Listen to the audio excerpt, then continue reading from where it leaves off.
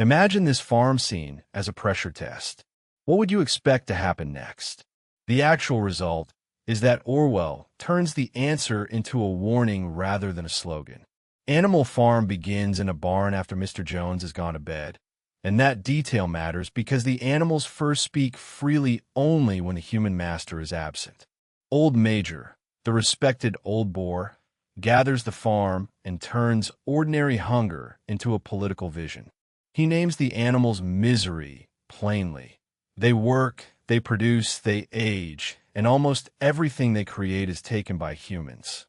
The result is hope because Old Major gives them a language larger than individual tiredness.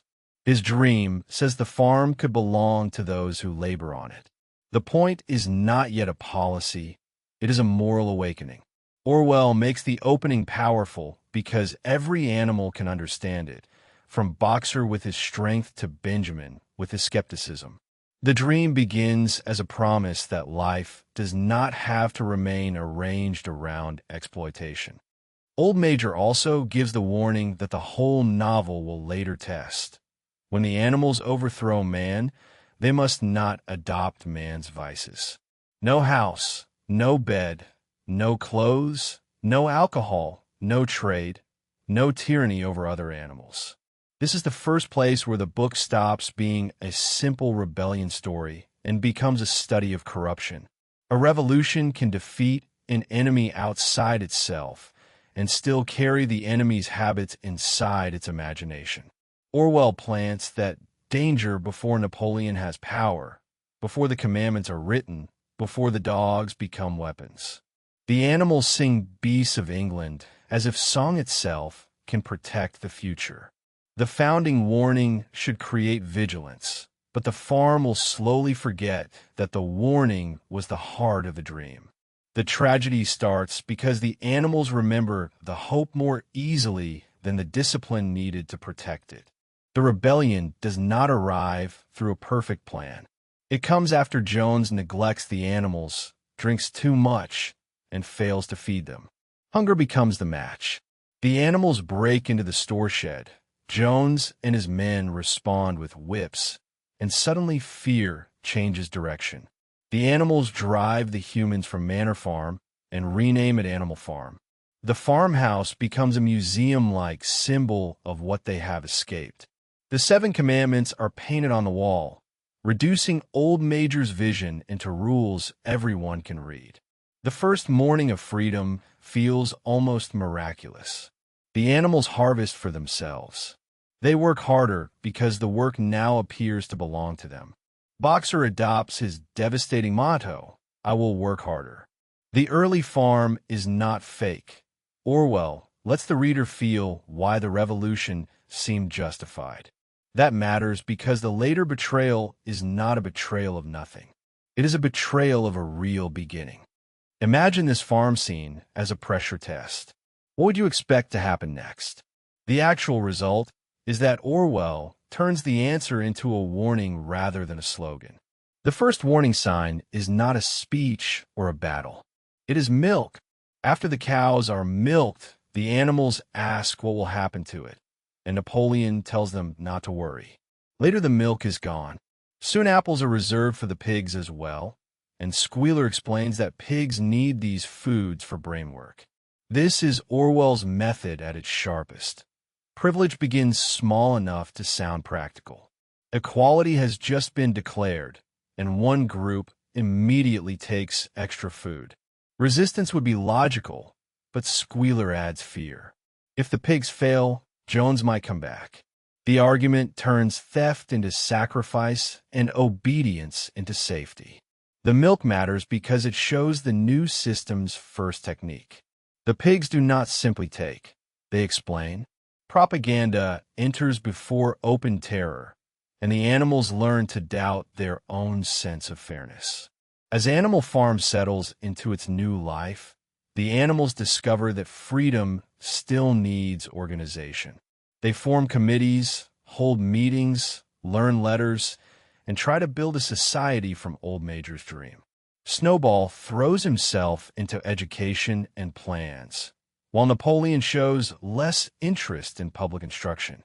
Boxer becomes the farm's moral engine, answering every difficulty with more labor. Yet the literacy lessons expose a deeper inequality. The pigs can read and argue fluently. Some animals learn only a few letters. Others reduce the commandments to the slogan, "For legs good, 2 legs bad." A democracy where one class controls language better than everyone else becomes vulnerability. The animals may own the farm in theory, but they do not equally own memory, interpretation, or procedure. Orwell shows that exploitation can return through knowledge gaps, even when the old owner is gone. Napoleon's most important early move looks almost like a side detail. He takes Jessie and Bluebell's puppies away for private education. Snowball believes in persuasion, committees, and visible plans. Napoleon invests in force that the farm cannot inspect.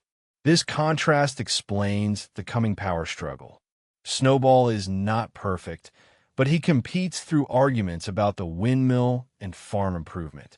Napoleon waits until argument can be replaced by teeth.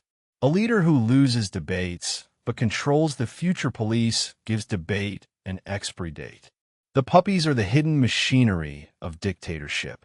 Orwell is careful here because authoritarian control rarely arrives fully announced. It is trained in private, justified later, and revealed only when persuasion becomes inconvenient. By the time the animals understand what the dogs mean, the balance of power has already changed. Imagine this farm scene as a pressure test. What would you expect to happen next? The actual result is that Orwell turns the answer into a warning rather than a slogan. The Battle of the Cowshed gives the revolution its heroic memory. Jones returns with men from neighboring farms, and Snowball organizes the defense with real tactical skill. The animals retreat, counterattack, and drive the humans away. Boxer believes he has killed a stable lad and is horrified, which tells us he is powerful without being cruel. Snowball is wounded and honored. The farm creates medals and rituals around the victory. A successful defense gives confidence, but it also creates material for later manipulation. A shared victory can become a shared truth, or it can become a trophy that leaders rewrite. For now, the animals have defended something real. The outside world has attacked, and the farm survived. Later, Napoleon will exploit that memory, but Orwell first lets the readers see why the animals were proud. The windmill debate becomes the turning point. Snowball argues that a windmill could reduce labor and modernize the farm. Napoleon opposes him, urinates on the plans, and offers little public reasoning. Then, at the decisive meeting, the dogs appear. They chase Snowball from the farm. A discussion ends in an instant. When one side wins without answering the argument, the honest conclusion is that power has replaced politics. But Squealer soon reframes the event. Napoleon has taken on leadership as a burden. The windmill, once mocked, is now claimed as Napoleon's idea. Snowball becomes the enemy, whose absence explains everything. This is where the farm crosses from imperfect equality into dictatorship. The animals still have slogans, ceremonies, and commandments, but the central institution has changed. The vote has been replaced by command. The windmill becomes the great promise that justifies present suffering. The animals drag stones, work long hours, and accept reduced comfort because the future is always described as nearly worth it. Boxer pushes himself beyond reason, adding Napoleon is always right to his earlier motto. Trade with humans begins, even though the early commandments seem to forbid human habits. The pigs move into the farmhouse, sleep in beds, and explain the change by adjusting the words around the rule. Exhausted animals notice hope before contradiction, and Orwell's answer is grim. Hope can be used as a labor discipline when the future is controlled by those who benefit in the present. The windmill is not only a building.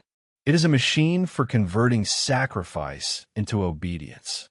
Imagine this farm scene as a pressure test. What would you expect to happen next?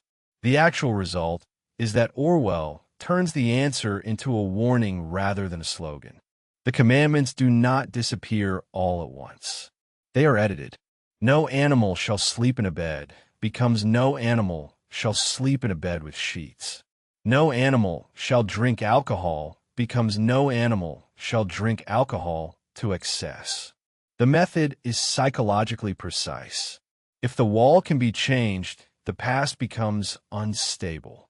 If the animals cannot trust memory, they must trust the interpreter standing in front of them. Clover senses a rule has changed but cannot prove it, so she feels confusion, not rebellion.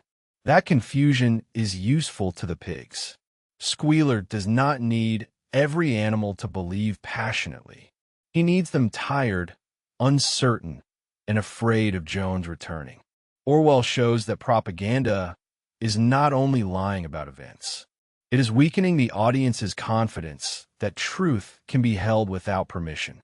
The public confessions and executions are the book's darkest break.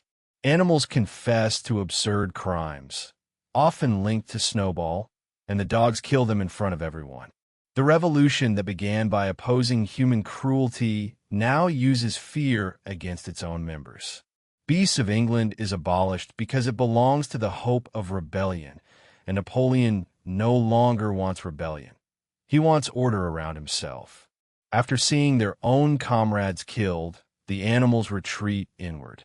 Even memory becomes dangerous. The commandment against killing changes with two added words, without cause. Those words are enough to make terror legal. Orwell's warning is not subtle here. Once the leadership controls enemies, language, and force, innocence offers little protection. Fear becomes the farm's real constitution, and silence becomes a survival skill. When Frederick and his men attack, the windmill is blown apart. The animals fight bravely and drive the humans away, but the material result is devastating. Years of labor have been destroyed, yet the official story calls it a victory because the farm was not captured. When ruins are renamed triumph, exhausted workers are left with the numbness of people who no longer own the meaning of their experience. Squealer and Napoleon decide what events mean before the animals can process them. The same pattern appears around alcohol, trade, and diplomatic reversals with neighboring farmers. Today's enemy can become tomorrow's partner if the pigs require it. The animals are trained to adjust their feelings to official language. Orwell shows that power does not need reality to be pleasant. It needs reality to be narratable in a way that protects the rulers. Imagine this farm scene as a pressure test. What would you expect to happen next? The actual result is that Orwell turns the answer into a warning rather than a slogan. Boxer's collapse is the emotional center of the last movement because he is the animal who gave the revolution the most honest strength. He was not clever, but he was faithful, generous, and brave. He believed that harder work could solve what clearer thought might have challenged. When his lung fails and he falls, the farm sees the cost of that belief. A just society would care for its most loyal worker. Napoleon's regime sees a final asset. The tragedy is not only that Boxer is exploited, it is that his virtues made exploitation easier. I will work harder sounds noble until it becomes a tool used by those who never intend to share the burden. Orwell does not mock Boxer. He mourns him. Loyalty without accountability becomes a resource that cynical power can spend. The van that takes Boxer away carries the words of a horse slaughterer, and Benjamin reads them too late. The animals run, shout, and try to warn Boxer, but his strength is gone. Later, Squealer explains that the van had been bought by a veterinarian and not repainted. The explanation is thin, but the farm has been trained to accept thin explanations when fear and exhaustion surround them. After selling the farm's most loyal worker, the pigs buy whiskey. That detail is devastating because it turns Boxer's body into comfort for the ruling class. The betrayal completes a pattern that began with the milk. First, the pigs take extra food for brain work.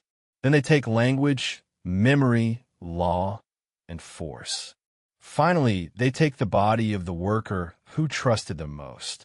By the last chapter, time has passed.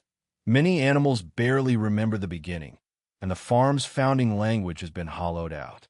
Then the pigs walk on two legs. The sheep, once trained to bleat 4 legs good, 2 legs bad, now chant 4 legs good, 2 legs better. The reversal is absurd and terrifying because it shows propaganda adapting faster than memory. A revolution whose leaders now imitate the exact posture once used to define the enemy has become one where the revolution has become its opposite while keeping the shell of its language. The last commandment condenses everything. All animals are equal, but some animals are more equal than others. The sentence is logically impossible and politically useful. It preserves the sacred word equal while making inequality official. The farmhouse window scene brings the book back to Old Major's warning. Napoleon entertains human farmers, changes the farm's name back to Manor Farm, and speaks the language of productivity, discipline, and shared interest with former enemies. The animals look through the window from outside. Inside, pigs and humans play cards, quarrel, and resemble one another until the watching animals can no longer tell which is which. After so much suffering, Orwell refuses a neat speech. He gives an image. The image says that a revolution fails completely when the oppressed can no longer distinguish the new masters from the old ones. Animal Farm is not a warning against hope. It is a warning that hope without memory, accountability, and shared power can be captured by the very habits it tried to overthrow. The window closes the story because the animals are back outside, looking in,